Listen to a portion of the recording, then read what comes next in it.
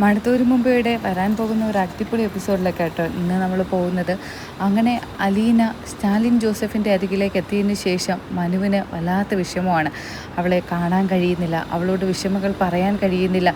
എന്ത് സന്തോഷമുണ്ടെങ്കിലും സങ്കടമുണ്ടെങ്കിലും അലീനയോടൊത്ത് പങ്കുവയ്ക്കുക, അത് മനുവിന് വലിയൊരു ആശ്വാസമായിരുന്നു. അലീനയെ കാണാൻ പറ്റുന്നില്ല എന്നുള്ളൊരു വിഷമം മനുവിനെ വല്ലാതെ തന്നെ അങ്ങ് അലട്ടിക്കൊണ്ടിരിക്കുകയായിരുന്നു. അങ്ങനെ ഒരു ദിവസം മനു അലീനയെ കാണാൻ തീരുമാനിക്കുകയാണ്. എന്തൊക്കെ വന്നിരുന്നാലും തൻ്റെ അലീനയെ തനിക്ക് തന്നെ കിട്ടണമെന്നാണ് മനുവിൻ്റെ ആഗ്രഹം. അങ്ങനെ അലീനയെ കാണാനായിട്ട് മനു സ്റ്റാലിൻ ജോസഫിൻ്റെ വീട്ടിലേക്ക് പോവുകയാണ്.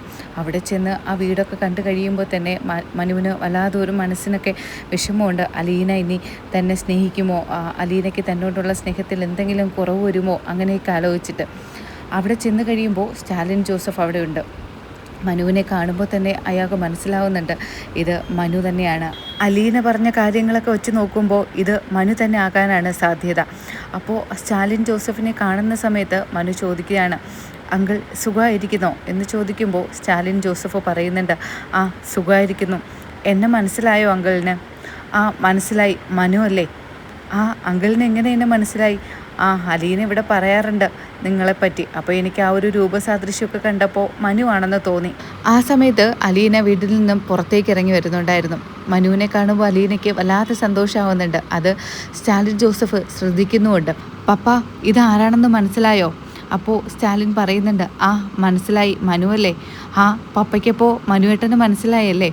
ആ നീ കുറേ കാര്യങ്ങൾ പറഞ്ഞിട്ടുണ്ടായിരുന്നില്ലേ, അത് വെച്ച് നോക്കിയപ്പോൾ എനിക്ക് മനസ്സിലായി ഇത് മനു തന്നെയാണെന്ന്. പപ്പ എന്നെ ഒരുപാട് സഹായിച്ചിട്ടുള്ള ആളാണ്. എന്നെ അന്ന് ഓർഫണേജിൽ നിന്നും കൂട്ടിക്കൊണ്ടു വരാനായിട്ട് കുഞ്ഞിരാമൻ അങ്കിളിനോടൊപ്പം വന്നത് മനുവേട്ടനായിരുന്നു. മനുവേട്ടൻ എനിക്ക് എൻ്റെ സുഖത്തിലും സന്തോഷത്തിലും കൂട്ടുനിന്ന ഒരാളാണ്. അന്ന് ഒത്തിരി പേര് എന്നെ ദ്രോഹിക്കാനുണ്ടായിരുന്നു. അമ്മയടക്കം, അമ്മയുടെ സഹോദരന്മാരടക്കം, ഞാൻ ആരാണെന്നറിയാതെ എന്നെ ഒത്തിരി പേര് ദ്രോഹിച്ചു. അന്നെല്ലാം എന്നെ ഒരുപാട് സഹായിച്ചിട്ടുള്ളതും എനിക്ക് ധൈര്യം തന്നതും ആശ്വസിപ്പിച്ചിട്ടുള്ളതും എല്ലാം മനുവേട്ടനാണ്. ഇതൊക്കെ കേൾക്കുമ്പോൾ സ്റ്റാലിന് വലിയ അതായിട്ട് അങ്ങ് ഇഷ്ടപ്പെടുന്നില്ല. തൻ്റെ മകള് ആ കുടുംബത്തിൽ നിന്നും മറ്റാരെയും വിവാഹം കഴിക്കുന്നതിൽ സ്റ്റാലിന് താല്പര്യവുമില്ല. അത് കഴിഞ്ഞതിന് ശേഷം സ്റ്റാലിൻ പറയുന്നുണ്ട്, ആ നിങ്ങൾ സംസാരിച്ചിരിക്കുക, മനു ഇപ്പോൾ തന്നെ തിരിച്ചു പോവുമോ അതോ കുറച്ച് കഴിയുമോ? സ്റ്റാലിൻ ജോസഫിൻ്റെ ഈ വാക്കുകൾ കേൾക്കുമ്പോൾ മനുവിന് മനസ്സിലെന്തോ ഒരു വിഷമമൊക്കെ തോന്നുന്നുണ്ട്. അലീനയുമായിട്ടുള്ള ബന്ധത്തിൽ സ്റ്റാലിന് താല്പര്യമില്ല എന്നും താനും അലീനയും തമ്മിൽ കൂടുതൽ അടുക്കുന്നത് അയാൾക്ക് ഇഷ്ടമില്ല എന്നുള്ള കാര്യവും മനുവിന് മനസ്സിലാവുന്നുണ്ട്. മനു പറയുന്നുണ്ട്, ആ ഞാനിപ്പോൾ തന്നെ ഇറങ്ങുമെന്ന്. ആ സമയത്ത് സ്റ്റാലിൻ പറയുന്നുണ്ട്, എനിക്കൊന്ന് പുറത്തോട്ട് പോകണം, ഞാൻ കുറച്ച് കഴിഞ്ഞേ വരുവുള്ളൂ എന്ന്. അങ്ങനെ പുറത്തേക്ക് പോകുന്ന സമയത്ത് വീടിൻ്റെ പണിക്കാരൻ്റെ അടുത്ത് പറഞ്ഞ് ഏൽപ്പിക്കുന്നുണ്ട്, അവിടെ ഒരാൾ വന്നിട്ടുണ്ട്, അലീനയും അയാളും തമ്മിൽ കൂടുതൽ സംസാരിക്കുന്നുണ്ടോ അടുക്കുന്നുണ്ടോ എന്നൊക്കെ ഒരു ശ്രദ്ധ വേണം. അതെന്താ സാറേ അങ്ങനെ പറഞ്ഞത്? ഇല്ല, അവരുടെ ബന്ധത്തിൽ നിന്നും എൻ്റെ മോളെ ഇനി ഒരാളും കല്യാണം കഴിക്കുന്നതിൽ എനിക്ക് താല്പര്യമില്ല. അവളെ ഞാൻ വലിയൊരു കുടുംബത്തിലേക്ക് കല്യാണം കഴിപ്പിച്ചു വിടും. അതുകൊണ്ട് അതിനെന്താ സാറ് ധൈര്യമായിട്ട് പോയിട്ട് വാ, ഞാൻ ശ്രദ്ധിച്ചോളാം എന്ന് പറയുന്നുണ്ട്. അങ്ങനെ സ്റ്റാലിൻ ജോസഫ് പുറത്തേക്ക് പോവുകയാണ്. മനുവും അലീനയുമായിട്ട് വീട്ടിലെ വിശേഷങ്ങളൊക്കെ പറയുന്നുണ്ട്. അലീന ചോദിക്കുന്നുണ്ട്, മനുവേട്ടാ അവിടെ എല്ലാവർക്കും സുഖമാണല്ലോ അല്ലേ? അമ്മ ഇപ്പോൾ എങ്ങനെയാ? ആ നിൻ്റെ അമ്മയെ പറ്റിയൊന്നും പറയണ്ട, കുറേ കുത്തിത്തിരിപ്പ് ഉണ്ടാക്കാനൊക്കെ നോക്കുന്നുണ്ട്. പക്ഷേ നിൻ്റെ പെങ്ങളും സഹോദരനും ഒക്കെ അല്ലേ, അവർ നീ പറഞ്ഞ വഴിയേ നടക്കുകയുള്ളൂ. അവരങ്ങോട്ടും ഇങ്ങോട്ടും ഒരടി മാറുന്നില്ല. അതൊക്കെ കാണുമ്പോൾ വൈജയന്തി ആൻറ്റിക്ക് ഇത്തിരി ദേഷ്യമൊക്കെ ഉണ്ട്. അതിനും നിനക്ക് തന്നെയാ പഴി. നീ ഓരോന്നും അവരുടെ മനസ്സിൽ കുത്തി നിറച്ച് വെച്ച് കൊടുത്തിട്ടുണ്ട്. അമ്മയെപ്പറ്റി കുറേ കുറ്റങ്ങളും പറഞ്ഞിട്ടുണ്ട് അത്രേ. അതുകൊണ്ടാണ് അവർക്ക് അവരുടെ അമ്മയെ കണ്ടുകൂടാതായതെന്ന്. ആ അവരുടെ സ്വഭാവം അങ്ങനെയല്ലേ, അവരെന്തെങ്കിലും കാണിക്കട്ടെ. മനുവേട്ട അവിടെ വേറെ ആർക്കും ഈ കാര്യങ്ങളെ പറ്റിയൊന്നും അറിയില്ലല്ലോ അല്ലേ? ഇല്ല, അതിനെപ്പറ്റിയൊന്നും ആരും ഒന്നും പറഞ്ഞിട്ടില്ല. രോഹിത് ബാലചന്ദ്രൻ അങ്കിളിനോട് ചോദിക്കുന്നുണ്ടായിരുന്നു, വൈജയന്തി ആൻറ്റി എന്തോ വിഷം കുത്തി വെച്ചിട്ടാ അവൻ അങ്ങനെ ചോദിച്ചത്, അച്ഛൻ എവിടേക്കാണ് പോകുന്നത്, ആരെ കാണാനാണ് പോകുന്നതെന്നൊക്കെ. പക്ഷേ കൂടുതലായിട്ടൊന്നും ബാലേന്ദ്രൻ അങ്കിൾ പറഞ്ഞില്ല. ഇനി കൂടുതലായിട്ട് അവൻ എന്തെങ്കിലും ചോദിക്കുകയാണെങ്കിൽ ചിലപ്പോൾ രോഹിത്തിനോട് പറയും, ബബിത ഇപ്പോൾ ഒന്നും അറിഞ്ഞിട്ടില്ല. അറിയണ്ട, അവരങ്ങനെ തന്നെ ഇരിക്കട്ടെ. ഞാൻ ഇടയ്ക്ക് സമയം കിട്ടുമ്പോൾ അവരെ ഒന്ന് കണ്ടോളാം മനുവേട്ടാ. പക്ഷേ പപ്പയ്ക്ക് ഞാൻ അത്ര ദൂരം വരുന്നതൊന്നും താല്പര്യമില്ല, അതും ഒറ്റയ്ക്കൊക്കെ. അതുകൊണ്ട് സാരമില്ല, എപ്പോഴെങ്കിലും നിനക്ക് സമയം കിട്ടുമ്പോൾ വന്ന് കണ്ടാൽ മതി. എങ്കിൽ പിന്നെ ശരി അലീന, ഇടയ്ക്കൊക്കെ വരാം എന്ന് പറഞ്ഞിട്ട് മനു പോകുന്നുണ്ട്. മനു പോകുന്ന കാണുമ്പോൾ അലീനയ്ക്ക് വല്ലാതെ സങ്കടമുണ്ട്. മനുവിൻ്റെ മനസ്സിലും അലീനയെ പിരിയുമ്പോൾ എന്തെന്നില്ലാത്ത ഒരു വല്ലാത്ത വിഷമമാണ്. അവനിങ്ങനെ വിചാരിക്കുന്നുണ്ട്, സ്റ്റാലിനെങ്കിൽ നമ്മുടെ വിവാഹത്തെ എതിർക്കുമോ, അവളെ മറ്റാരുടെയെങ്കിലും അടുത്തേക്ക് കല്യാണം കഴിപ്പിച്ച് വിടുമോ, ആ ഒരു ടെൻഷൻ മൊത്തവും മനുവിൻ്റെ ആ ഒരു മുഖത്ത് കാണാൻ പറ്റും. അങ്ങനെ മനു തിരിച്ച് വീട്ടിലെത്തുന്ന സമയത്ത് കമലയ്ക്കാണെങ്കിൽ വല്ലാതെ ദേഷ്യമാണ്. കമല അവിടെ ഉറക്ക നിലവിളിച്ചുകൊണ്ട് ചോദിക്കുകയാണ്, എടാ നീ എവിടേക്കാടാ പോയത്? നീ ആ അഴിഞ്ഞട്ടക്കാരി കാണാൻ തന്നെയാണല്ലേ പോയത്? നിനക്ക് എന്ത് കൈവശം തന്നാടാ അവൾ മയക്കിയിരിക്കുന്നത്? ആ വീട്ടുവേലക്കാരി ഒരു വേലക്കാരിയാണെന്ന് പറഞ്ഞ് ഇവിടെ വന്നു ഈ ഭാര്യയൊക്കെ മയക്കിയെടുത്തോള്. ഒന്ന് ബാലചന്ദ്രനെ വരെ അവൾ മയക്കിയെടുക്കണമെന്ന് വെച്ചാൽ ചില്ലറക്കാരിയാണോടാ അവൾ? എന്നിട്ടിപ്പോൾ നിനക്ക് നാണമില്ലേടാ? നീ എന്തിനാ അവളെ പുറകെ ഇങ്ങനെ നടക്കുന്നത്? അതും ഒരു വീട്ടുവേലക്കാരിയുടെ പുറകെ നടക്കുന്നു. നിന്നെ പ്രസവിച്ച് എന്നെ വേണം പറയാൻ. ആ സമയത്ത് മനു ദേഷ്യം വന്നിട്ട് പറയുന്നുണ്ട്, അമ്മ എന്തിനാ ഇടയ്ക്കിടയ്ക്ക് അവൾ വീട്ടുവേലക്കാരി എന്ന് പറയുന്നത്? അവൾ വീട്ടുവേലക്കാരിയുമല്ല, അനാഥയുമല്ല. അവൾക്ക് എല്ലാവരും ഉണ്ട്. എല്ലാവരും ഉണ്ടോ? എല്ലാവരും എന്ന് വെച്ചാൽ ആരാടാ? നീയാണോ അവളെ ഇപ്പോൾ ഏറ്റെടുത്തിരിക്കുന്നത്? അതെ. അമ്മയ്ക്ക് എന്താ ഇപ്പോൾ കുഴപ്പം? ഈ അമ്മ ജീവിച്ചിരിക്കും കാലം നീ ആ വീട്ടുവേലക്കാരിയെ കെട്ടിക്കൊണ്ട് ഇങ്ങോട്ട് വരാമെന്ന് നീ വിചാരിക്കണ്ട. അതിന് എനിക്ക് അമ്മയുടെ അനുവാദം ഒന്നിൻ്റെ ആവശ്യമില്ല. എനിക്കൊരു പെണ്ണിനെ ഇഷ്ടമായാലേ ഞാൻ അവളെ കല്യാണം കഴിക്കും. അവളെ പോറ്റാനുള്ള നിവൃത്തിയൊക്കെ എനിക്കിപ്പോൾ ഉണ്ട്. പക്ഷേ അമ്മ ഒന്ന് ആലോചിച്ചോ, അവളിപ്പോൾ ഒരു വീട്ടുവേലക്കാരിയല്ല. അവൾ കഴിയുന്ന സ്ഥലം ചെന്ന് നോക്കണം. അവളെ കാല് കഴുകി അമ്മ വെള്ളം കുടിക്കേണ്ടി വരും. അത്ര ആർഭാടമായിട്ടാണ് അവളിപ്പോൾ ജീവിക്കുന്നത്. ഓഹോ, അവിടെ ചെന്നിട്ട് അയാളെയും മയക്കിയെടുത്തോ അവൾ?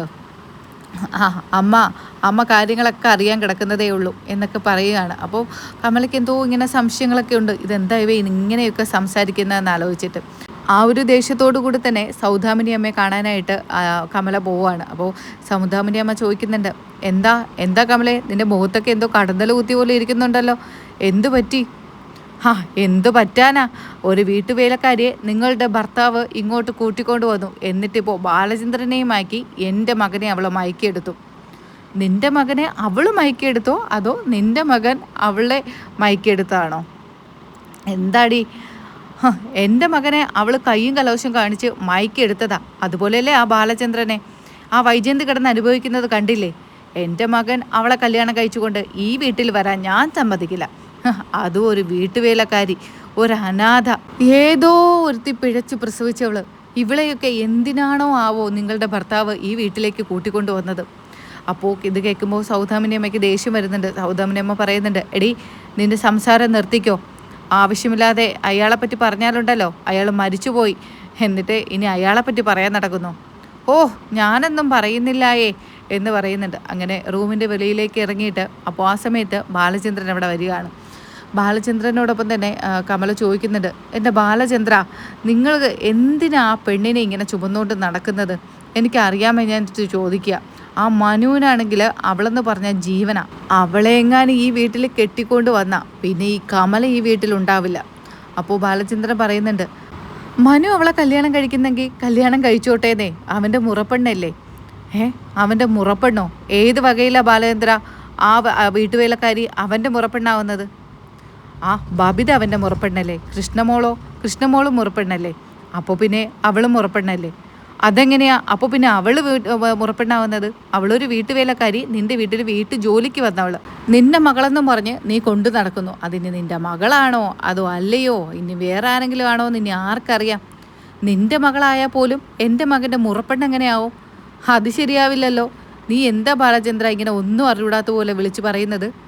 അപ്പോൾ ബാലചന്ദ്രൻ പറയുന്നുണ്ട്, ബാലചന്ദ്രനെ ഒന്നും അറിയാതിട്ടല്ല കമലയെടുത്തി ബാലചന്ദ്രൻ ഓരോ വാക്കും പറയുന്നത്. ബാലചന്ദ്രൻ എല്ലാം അറിഞ്ഞിട്ട് തന്നെയാണ് പറയുന്നത്. ബാലചന്ദ്രനെ എല്ലാം അറിയാം. 22 വർഷങ്ങൾക്ക് മുമ്പ് നടന്ന കഥകളും അതിന് ശേഷം നടന്ന കെട്ടുകഥകളും എല്ലാം എനിക്കറിയാം. അപ്പോൾ ഇതൊക്കെ കേൾക്കുമ്പോൾ കമലയ്ക്ക് എന്തോ സംശയങ്ങളൊക്കെ തോന്നുന്നുണ്ട്. ഇതെന്താ ബാലചന്ദ്രൻ ഇങ്ങനെ ഒരു പിച്ചുംപേയും പറയുന്നത് പോലെയൊക്കെ സംസാരിക്കുന്നത്? എന്താ ബാലചന്ദ്ര, അവൾ ഓരോന്ന് പറഞ്ഞ് നിൻ്റെ തലയ്ക്കുള്ള വെളിവും പോയോ? ചുമ്മയല്ല വൈജ ഓരോന്ന് പറയുന്നത്. നീ എന്തൊക്കെയോ പിച്ചും പേയും കിടന്ന് പറയുന്നൊക്കെ. എൻ്റെ പിച്ചും പേയും എന്താണെന്ന് വൈജ അറിയും. അതിന് വലിയ താമസമൊന്നുമില്ല കമലയുടെ തീ എന്നൊക്കെ പറഞ്ഞതിന് ശേഷം ബാലചന്ദ്രൻ അങ്ങ് തിരിച്ചു പോവുകയാണ്. അപ്പോൾ കമലയ്ക്ക് ഇങ്ങനെ ഒരു ടെൻഷനാണ്. കമല വിചാരിക്കുന്നുണ്ട്, ഇതെന്തിനായിരിക്കും ബാലചന്ദ്രൻ ഇങ്ങനെ ഓരോ കാര്യങ്ങളും ഇങ്ങനെ പറയുന്നത്? അത് അവളൊരു വീട്ടുവേലക്കാരിയല്ലേ? പിന്നെ അവൾ ആരായിരിക്കും? ബാലചന്ദ്രൻ ഇങ്ങനെ അവൻ്റെ മുറപ്പെണ്ണാണെന്നൊക്കെ ഉറപ്പിച്ച് പറയാൻ കണക്കിന് മനുവിൻ്റെ മുറപ്പെണ്ണെന്ന് പറയുമ്പോൾ അത് വൈജിയുടെ മോളാകണ്ടേ. വൈജിക്ക് 2 മക്കളല്ലേ ഉള്ളൂ. ഇനി ഷേ ഇതെന്താ ബാലചന്ദ്ര ഇങ്ങനെയൊന്നും ഒക്കെ പറയുന്നത്, എനിക്കൊരു എത്തും പിടിയും കിട്ടുന്നില്ല എന്ന് പറഞ്ഞ് കമല അങ്ങ് റൂമിലേക്ക് പോവുകയാണ്. ആ സമയത്താണ് തിരിച്ച് ശിവശങ്കറിൻ്റെ വീട്ടിലേക്ക് പണ്ടത്തെ വക്കീൽ വരുന്നത്. അപ്പോൾ വക്കീലിനെ കാണുമ്പോൾ ശിവശങ്കരൻ പറയുന്നുണ്ട്, ആ വക്കീലെ എന്തൊക്കെയുണ്ട് വിശേഷങ്ങൾ, ഇങ്ങോട്ടുള്ള വഴിയൊക്കെ മറന്നുപോയോ, ഒത്തിരി നാളായില്ലേ വക്കീലിനെ കണ്ടിട്ട്. ആ ഇപ്പോൾ വരേണ്ട ആവശ്യമുണ്ടായിരുന്നു ശിവശങ്കര, നേരത്തെ നിങ്ങൾക്കുള്ള സ്വത്തൊക്കെ നിങ്ങളുടെ അച്ഛൻ വിഹിതം വെച്ച് തന്നില്ലേ, ഇപ്പോൾ ചെറിയൊരു കാര്യവും കൂടെ ഉണ്ട്, അതുകൊണ്ടാണ് വന്നത്. എന്താ വക്കീലെ, എന്തു പറ്റി? കയ്യിലൊരു ഫയലൊക്കെ ഉണ്ടല്ലോ. ആ ഇത് കുഞ്ഞിരാമൻ സാറ് അന്ന് എന്നെ ഏൽപ്പിച്ചതാ. അന്ന് സാറ് പറഞ്ഞിട്ടുണ്ടായിരുന്നു, ആ സമയത്ത് ഇത് പുറത്തെടുക്കണ്ട, കുറച്ച് വർഷങ്ങൾ കഴിയുമ്പോൾ അതിനൊരു സമയം വരും, ആ സമയത്ത് ഇതെല്ലാവരെയും അറിയിക്കണമെന്ന്. അതുകൊണ്ടാണ് ഇത്രയും നാൾ ഞാൻ ആ കാര്യം അറിയിക്കാതിരുന്നത്. ഇപ്പോൾ അതിനൊരാവശ്യം വന്നു, അങ്ങനെ ഞാൻ വന്നതാ. ആ അച്ഛന് കുറച്ച് സ്വത്തുക്കളും കൂടെ ഉണ്ടെന്ന് നിങ്ങൾക്കറിയാം. അന്ന് അച്ഛൻ ആരുടെ പേരിലും അത് എഴുതി വെച്ചിട്ടുമില്ല. ആര് പറഞ്ഞു ശിവശങ്കർ അത് ആരുടെ പേരിൽ എഴുതി വെച്ചിട്ടില്ല എന്ന്? അപ്പോൾ ഇത് കേൾക്കുമ്പോൾ ശിവശങ്കരൻ ചോദിക്കുന്നുണ്ട്, ആരുടെ പേരിലാണ് വക്കീലെ അച്ഛൻ സ്വത്തുക്കൾ ബാക്കിയെല്ലാം എഴുതി വെച്ചത്? ഞങ്ങളുടെ പേരിലാണോ? അതാണോ വക്കീൽ ഇങ്ങോട്ട് എന്നെ കാണാൻ വന്നത്? അയ്യോ അല്ല, ഇപ്പോൾ ഗംഗാധര മേനോൻ സ്ഥലത്തില്ലല്ലോ, രാജീവനും ഇല്ല, പിന്നെ നിങ്ങളല്ലേ ഇപ്പോൾ ഇവിടെ ഉള്ളൂ. അപ്പോൾ നിങ്ങളെ തന്നെ കണ്ട് സംസാരിക്കാമെന്ന് വിചാരിച്ചിട്ടാ. അന്ന് സാറ് കുറച്ച് സ്വത്തുക്കൾ ബാക്കിയിട്ടിരുന്നത് എഴുതി വെച്ചത് അലീനയുടെ പേർക്കാണ്. അന്ന് സാറ് പറഞ്ഞിട്ടുണ്ടായിരുന്നു, അലീനയ്ക്ക് കുറച്ച് പക്വതയൊക്കെ വന്നതിന് ശേഷം ഈ വിവരം അറിയിച്ചാൽ മതിയെന്ന്. അതുകൊണ്ടാണ് ഞാൻ ഇപ്പോൾ ഇതുമായിട്ട് വന്നത്. നിങ്ങൾക്ക് തന്നതിലെല്ലാം പോയിട്ട് ബാക്കിയുള്ള സ്വത്തുക്കളുടെ എല്ലാത്തിൻ്റെ അവകാശം സാറ് എഴുതി വെച്ചിരിക്കുന്നത് അലീനയുടെ പേർക്കാണ്. അപ്പോൾ ഇതിങ്ങനെ കേൾക്കുമ്പോൾ വല്ലാത്തൊരു ദേഷ്യമൊക്കെ ശിവശങ്കറിനിങ്ങനെ തോന്നുന്നുണ്ടെങ്കിലും വൈജിയുടെ മോളല്ലേ, ഇത്രയും കാലം കുട്ടി അനുഭവിച്ചതല്ലേ, ഒരുപാട് കഷ്ടപ്പാട് സഹിച്ചതല്ലേ, നന്നായി എന്നൊക്കെ ഇങ്ങനെ പിന്നെ ആലോചിക്കുകയാണ്. അത് കഴിഞ്ഞതിന് ശേഷം വക്കീൽ തിരിച്ച് പോകുന്നുണ്ട്. ആ സമയത്ത് കമല ചോദിക്കുകയാണ്, എന്താ ശിവേട്ടാ വക്കീൽ ഇവിടെ വന്നത്? എന്തൊക്കെ പറയുന്നത് ഞാൻ കുറച്ചൊക്കെ കേട്ടു, അലീനയുടെ പേരൊക്കെ പറയുന്നുണ്ടായിരുന്നല്ലോ, എന്താ കാര്യം ശിവേട്ടാ? അത് അച്ഛൻ്റെ കുറച്ച് സ്വത്തുക്കൾ വിഹിതം വയ്ക്കാനുണ്ടായിരുന്നല്ലോ, അതിൻ്റെ കാര്യം സംസാരിക്കാനാണ് കമലേ. ആ വിഹിതം വയ്ക്കാനുണ്ടായിരുന്നു, അതൊക്കെ ഇപ്പോൾ എന്ത് ചെയ്തെന്നാ? അച്ഛൻ അതൊക്കെ ഒരാളുടെ പേരിലേക്ക് എഴുതി വച്ചിട്ടുണ്ടായിരുന്നു മുന്നേ, ഇപ്പോൾ അത് അറിയിക്കാൻ വന്നതാ വക്കീൽ. ആരുടെ പേരിലേക്കാ ശിവേട്ടാ? നമ്മുടെ പേരിലേക്കാണോ? അതാണോ വക്കീൽ ഇവിടെ വന്നത്? അല്ല കമലേ, നമ്മുടെ പേരിലേക്കൊന്നുമല്ല. പിന്നെ ആ വൈജയുടെ പേരിലേക്കാണോ? എങ്കിൽ ഞാൻ സമ്മതിക്കില്ല. എന്തായാലും അവൾക്ക് ആവശ്യത്തിന് അച്ഛൻ കൊടുത്തു, ഇനിയും ഞാൻ സമ്മതിക്കില്ല. എൻ്റെ പൊന്നു കമലേ, നീ ഒന്നും മിണ്ടാതിരിക്കും. അവരുടെ ആരുടെയും പേരിലേക്കല്ല അച്ഛൻ എഴുതി വെച്ചത്. പിന്നെ ഇതാരുടെ പേരിലേക്കാണ് അച്ഛൻ എഴുതി വെച്ചത്? പറ ശിവേട്ടാ, പറ, ആരുടെ പേരിലേക്കാ അച്ഛൻ അത് എഴുതി വെച്ചത്? പറ ശിവേട്ടാ, പറ, എനിക്ക് കേൾക്കാൻ ഇങ്ങനെ ഞാൻ ആഗ്രഹിച്ചിരിക്കുന്നു, പറ. അത് അലീനയുടെ പേർക്കാ. ആ വീട്ടുവേലക്കാരിയുടെ, ആ അനാഥ പെണ്ണിനോ? നിങ്ങളുടെ അച്ഛൻ ഇത് എന്തിൻ്റെ സൂക്കേടാ ശിവേട്ടാ? എനിക്ക് തോന്നുന്നതേ ഈ പെണ്ണ് നിങ്ങളുടെ അച്ഛൻ്റെ മകളായിരിക്കും. അയാൾക്ക് വേറെ ഏതെങ്കിലും അവിഹിതത്തിൽ ഉണ്ടായതായിരിക്കും വയസ്സാം കാലത്ത്. അത് തന്നെയാ കാര്യം. അതാണ് വീട്ടുവേലക്കാരി എന്നും പറഞ്ഞ് നിങ്ങളുടെ അമ്മയെ നോക്കാൻ വേണ്ടിയിട്ട് അവളെ കൊണ്ടുവന്നത്. അല്ലാതെ പിന്നെ ഇങ്ങനെ ഏതെങ്കിലും ഒരു പെണ്ണിന്, ഇങ്ങനെ ഒരു വീട്ടുവേലക്കാരിക്ക് നിങ്ങളുടെ അച്ഛൻ ഇത്രയും സ്വത്തുക്കൾ എഴുതി വെച്ച് കൊടുക്കാൻ നിങ്ങളുടെ അച്ഛന് വല്ല തലയ്ക്ക് എന്തെങ്കിലും ഭ്രാന്തുണ്ടോ? എൻ്റെ കമലെ, നീ ഒന്നും മിണ്ടാതിരിക്കും. അച്ഛൻ അർഹതപ്പെട്ടവരുടെ കയ്യിലേക്ക് തന്നെ അത് എഴുതി വെച്ചത്. അർഹതപ്പെട്ടവരോ? അപ്പോൾ ഞാൻ പറഞ്ഞത് ശരിയാണല്ലേ ശിവേട്ടാ? അച്ഛൻ്റെ മകൾ തന്നെയാണല്ലേ? വയസ്സാം കാലത്ത് ഓരോ കഴപ്പേ. എൻ്റെ കമലെ, ആവശ്യമില്ലാത്ത കാര്യങ്ങളൊന്നും സംസാരിക്കരുതേ നീ. പിന്നെ ശിവേട്ടൻ എന്തെങ്കിലും അറിയാവോ? ആരാ അവള്? അതെന്തിനാ അച്ഛൻ പിന്നെ അലീനയുടെ പേർക്ക് എഴുതി വെച്ചത്? ആരാ ശിവേട്ടാ, പറ, എനിക്കറിയണം. ബാലചന്ദ്രൻ കുറച്ച് നേരത്തെ വന്ന് എന്തൊക്കെയോ സംസാരിച്ചിട്ട് പോയി. എനിക്ക് എന്തൊക്കെയോ സംശയങ്ങളും തോന്നുന്നുണ്ട്. ആരാ ശിവേട്ടാ, ഇപ്പോൾ തന്നെ എനിക്കറിയണം. ഇല്ലെങ്കിൽ ഞാൻ വൈജിയോട് തന്നെ ചോദിക്കും. അപ്പോൾ ഇത് കേൾക്കുമ്പോൾ ശിവശങ്കരൻ പറയുന്നുണ്ട്, എൻ്റെ പൊന്ന് കമലേ, നീ ഇതൊക്കെ സമാധാനത്തോട് കേൾക്കണം. നിൻ്റെ മനസ്സിലാണെങ്കിൽ ഒരു കാര്യം, ഒരു രഹസ്യം ഇരിക്കില്ല എന്ന് എനിക്കറിയാം. നിനക്ക് 4 ആളെ അറിയിക്കാതെ ഒരു സമാധാനം കിട്ടില്ല എന്നും എനിക്കറിയാം. നീ ഈ കാര്യം പുറത്ത് പറയരുത്. എങ്കിൽ പിന്നെ ശിവശങ്കരൻ ഇങ്ങനെ ആയിരിക്കില്ല നിന്നോട് പെരുമാറുന്നത്. കേട്ടല്ലോ, എനിക്ക് മറ്റൊരു മുഖമുണ്ടെന്ന് നിനക്കറിയാലോ. നീ ഈ വീട്ടിൽ കാണില്ല. എന്താ ശിവേട്ടാ, എന്താ? അച്ഛൻ എഴുതി വെച്ചു കൊടുത്തത് അലീനയുടെ പേർക്കാണ്. അലീന ആരാണെന്ന് നിനക്കറിയാമോ? ആരാ ശിവേട്ടാ? അലീന വൈജയുടെ മകളാണ്. ഇത് കേൾക്കുമ്പോൾ കമലയ്ക്ക് ഇങ്ങനെ വല്ലാതെ ഷോക്കാവുന്നുണ്ട്. എൻ്റെ തലയൊക്കെ കറങ്ങുന്നു ശിവേട്ടാ. വൈജയുടെ മോളോ? എന്താ ശിവേട്ടാ? ആ, വൈജയ്ക്ക് കല്യാണത്തിന് മുമ്പ് നമ്മുടെ ഗംഗേട്ടൻ്റെ സീനിയർ ഓഫീസറായിരുന്ന സ്റ്റാലിൻ ജോസഫ് എന്ന് പറയുന്ന ഒരാളുമായിട്ട് ആഗ്രയിൽ വെച്ച് പ്രണയമുണ്ടായിരുന്നു. ഗംഗേട്ടൻ അവിടുന്ന് സ്ഥലം മാറി പോകുന്നപ്പോൾ ഈ സ്റ്റീഫനും വൈജയന്തും തമ്മിൽ ഒരുമിച്ച് ഒരു റൂമിലായിരുന്നു താമസം. അവർ കല്യാണം കഴിക്കാൻ വേണ്ടി തന്നെയായിരുന്നു വിചാരിച്ചിരുന്നത്. അങ്ങനെ അവിടെ വെച്ച് അവൾ പ്രഗ്നൻ്റായി. ഏകദേശം പ്രസവം അടുത്തിരുന്ന സമയത്താണ് സ്റ്റാലിൻ ജോസഫിന് എന്തോ ആവശ്യമായിട്ട് ബന്ധപ്പെട്ട് നാട്ടിലേക്ക് വരേണ്ടി വന്നത്. പക്ഷേ നാട്ടിൽ വരുന്ന സമയത്ത് അയാൾക്കൊരു അപകടം ഉണ്ടായി. അതിനുശേഷം ഒരുപാട് മാസങ്ങൾ കഴിഞ്ഞിട്ടാണ് അയാൾ റിക്കവർ ചെയ്ത് എഴുതിച്ച് നടക്കാൻ തുടങ്ങിയത്. പക്ഷേ ഇതൊന്നും വൈജയ്ക്കറിയില്ലായിരുന്നു. വൈജ വിചാരിച്ചിരുന്നത് ഗർഭം ഉണ്ടാക്കിയിട്ട് അയാൾ കടന്നു കളഞ്ഞു എന്നാ, വൈജയെ ചതിച്ചു എന്നാ. അങ്ങനെ അവിടെ നിന്ന് ഈ വിവരം അറിയിച്ച് ഗംഗേട്ടൻ അവളെ നാട്ടിലേക്ക് കൂട്ടിക്കൊണ്ടുവന്നു. അച്ഛനും കുഞ്ഞിരാമൻ നായരും കൂടെ അവളെ ഒരു ഹോസ്പിറ്റലിലേക്ക് കൂട്ടിക്കൊണ്ടുപോയി. അവിടെ വെച്ച് ഡെലിവറി നടന്നു. പക്ഷേ ഡോക്ടർ ഉൾപ്പെടെയുള്ളവർ എല്ലാവരും കള്ളം പറഞ്ഞു, ആ കുഞ്ഞ് പ്രസവത്തിൽ മരിച്ചുപോയി എന്ന്. അവിടെ വെച്ച് അച്ഛൻ ആ കുഞ്ഞിനെ ഓർഫണേജിൽ എത്തിച്ചു. പക്ഷേ വൈജയ്ക്ക് ഈ വിവരങ്ങളൊന്നും അറിയില്ല. ആ കുഞ്ഞിപ്പോഴും മരിച്ചുപോയി എന്ന് തന്നെയാണ് വൈജ വിചാരിക്കുന്നത്. എൻ്റെ ശിവേട്ടാ, ഇങ്ങനെയൊക്കെയുള്ള കാര്യങ്ങൾ വൈജയുടെ ജീവിതത്തിൽ സംഭവിച്ചിട്ടുണ്ടോ? എന്നിട്ടാണോ അവൾ ബാലചന്ദ്രനുമായിട്ട് ഇത്ര ഇതിൽ ജീവിക്കുന്നത്? ആ, ബാലചന്ദ്രന് ഈ കാര്യങ്ങളൊക്കെ അറിയാം കമലേ. അത് കേൾക്കുമ്പോൾ ഒക്കെ വീണ്ടും ഇങ്ങനെ കമലയ്ക്ക് ഷോക്കാവുന്നുണ്ട്. ബാലേന്ദ്രനും ഈ കാര്യങ്ങൾ അറിയാമോ? അതെ കമലേ, ബാലചന്ദ്രനും ഈ കാര്യങ്ങളൊക്കെ അറിയാം. എന്നിട്ടും ഇപ്പോഴും ബാലചന്ദ്രൻ വൈജയുടെ കൂടെ ജീവിക്കുന്നില്ലേ ശിവേട്ടാ? ജീവിക്കുന്നു എന്ന് എന്തർത്ഥത്തിലാണ് നീ പറഞ്ഞത്? ആ വീട്ടിൽ രണ്ടുപേരും ഒരുമിച്ചുണ്ട്, അത്ര തന്നെ. അവർ മുഖത്തോട് മുഖം നോക്കി സംസാരിച്ചിട്ട് എത്ര മാസങ്ങളായെന്ന് നിനക്കറിയില്ലേ? എന്തുകൊണ്ടാണ് ബാലചന്ദ്രൻ വൈജയെ ഇങ്ങനെ വെറുക്കാൻ കാരണമെന്ന് ഇപ്പോൾ നിനക്ക് മനസ്സിലായില്ലേ? അവർക്കിടയിലെ പ്രശ്നം എന്താണെന്ന് ഇപ്പോൾ മനസ്സിലായില്ലേ? ബാലചന്ദ്രനായിരുന്നു ഈ കാര്യങ്ങൾ ആദ്യം അറിഞ്ഞത്. ബാലചന്ദ്രൻ എങ്ങനെയോ ഇത് കണ്ടുപിടിച്ചു.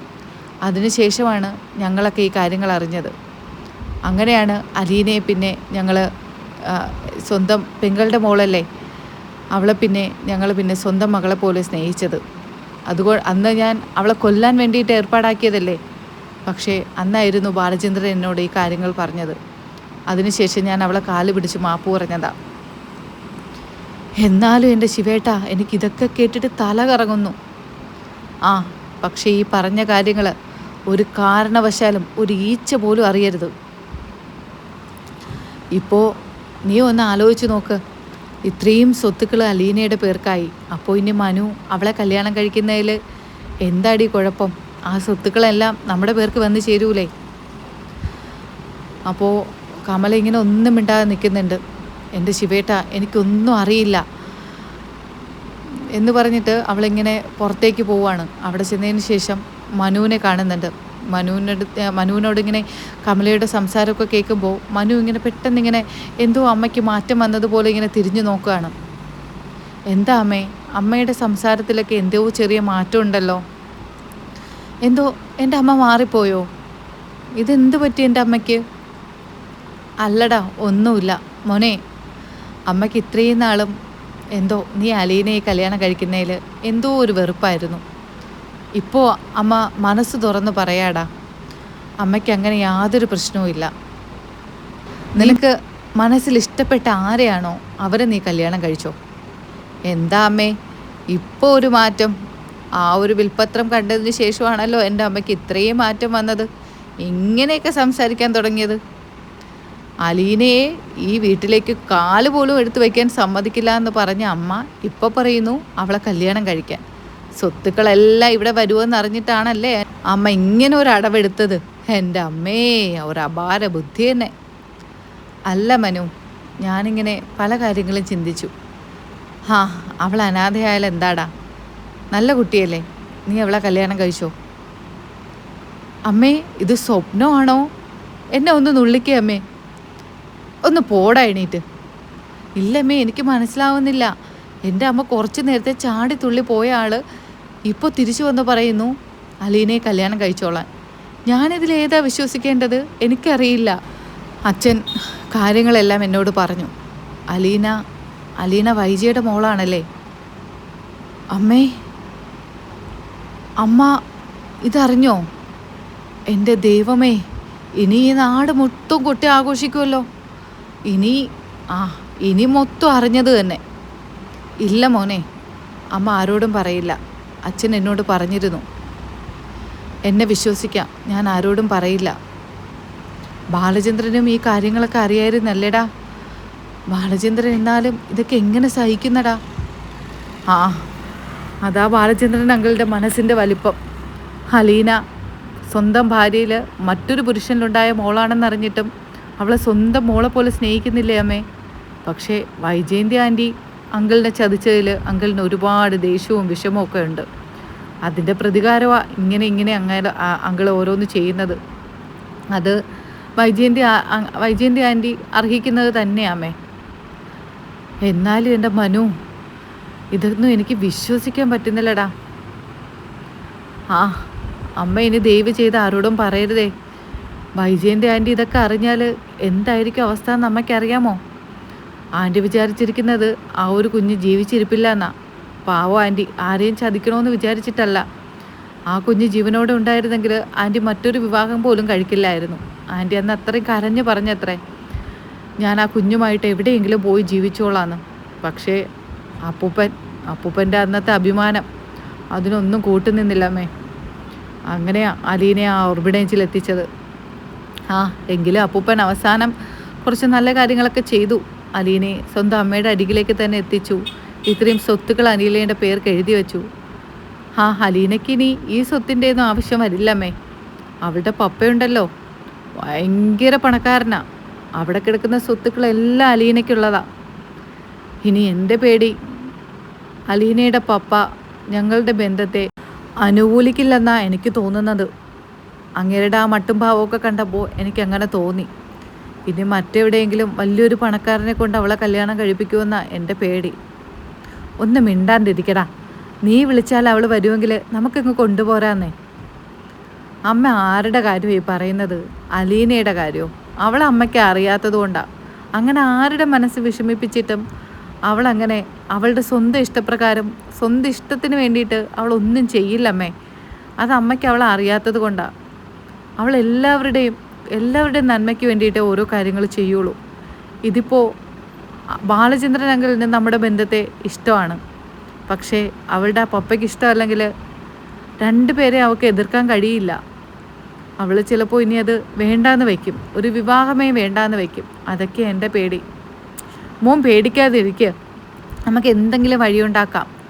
നീ സങ്കടപ്പെടല്ലേ. ഇല്ലമ്മേ, എൻ്റെ അമ്മ ഇങ്ങനെ സംസാരിക്കുന്ന കേട്ടപ്പോൾ എനിക്ക് എന്തോ വല്ലാതെ ആശ്വാസം തോന്നുന്നു. ഇങ്ങനെയാണ് ഞാൻ ആഗ്രഹിച്ചതും. അങ്ങനെയൊക്കെ പറഞ്ഞ് ഇങ്ങനെ മനുവും കമലയുമായിട്ടൊക്കെ സംസാരിക്കുന്നുണ്ട്. അപ്പോൾ മനുവിൻ്റെ മനസ്സിൽ ആ ഒരു ടെൻഷനുണ്ട്, സ്റ്റാലിൻ അവരുടെ ബന്ധത്തെ എതിർക്കുമെന്നൊക്കെ. അവസാനം സ്റ്റാലിൻ ജോസഫിനും മനുവിനെ ഇഷ്ടപ്പെടുകയും അങ്ങനെ അലീനയും മനുവായിട്ടുള്ള വിവാഹമൊക്കെ നടക്കുന്ന അടിപൊളി എപ്പിസോഡുകളാണ് ഇനി മഴത്തോരു മുംബൈയിൽ വരാൻ പോകുന്നത്.